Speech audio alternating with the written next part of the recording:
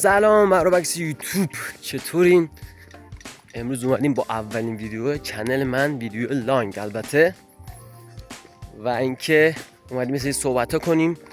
قرار چیکار کنیم؟ خودم رو معرفی کنم. و اینجا کجاست؟ اینجا کجاست؟ من کجام؟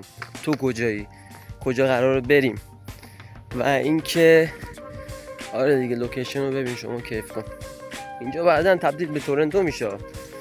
الان در دست ساخته. و اینکه بریم بهتون بگم کجا میخوام برم. اینجا رو میبینی؟ این بالا که جنگله، ولی خب معلوم نمیشه. قرار رو این تپه بریم، ویوش قشنگ‌تره، کم صحبت کنیم. بریم. خب بچه‌ها، من نیوانم، نزدیک 24 سالمه. و اینکه تازه دیگه اومدیم یوتیوب شروع کردیم دیگه. یک 5 سالی بود که من میخواستم یوتیوب شروع کنم، ولی خب ایده هم داشتم، ولی خب ایده داشتن کافی نیست. فکر میکردم که میخوام شروع کنم، ولی شروع نمیکردم و عقب انداختمش. الان دیگه اومدم دیگه بدون ترس جلو دوربین. ترس چی؟ ترس قضاوت.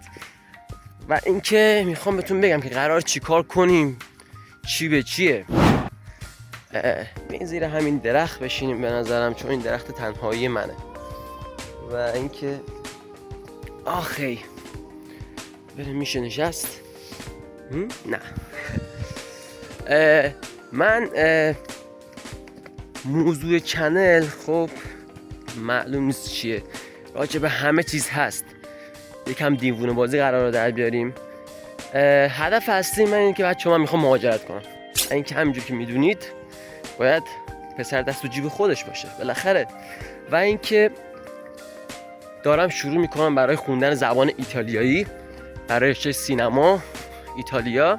شهرش هم هنوز معلوم نیست، ولی خب جلو با هم معلومش میکنیم. حالا شما اگه پیشنهادی داشته باشید خودم میگردم. و اینکه قراره یه سال با هم کیف کنیم و ببینیم میتونیم بورسیه ایتالیا رو بگیریم، با هم بریم. و هدفم از یوتیوب هم سرگرمی و هم هزینه دانشگاهمو بتونم اوکیش کنم و در کنار هم باشیم دیگه. ببینیم از شمال تا ایتالیا چقدر راهه. خب رسیدیم بچه‌ها، اینجا سمت شرقیه، جایی که من کلا این طرفا میپلکم. اون سمت غربه، این سمت شرقه. یک دره اینجا داره، یک دره اونجا. و قراره یه سری چالش اینجا انجام بدیم به زودی.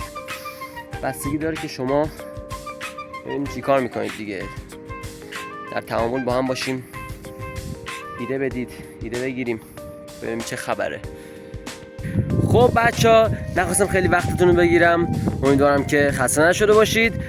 سابسکرایب یادتون نره، کانال رو داشته باشید، به زودی ویدیوهای خفن میاد.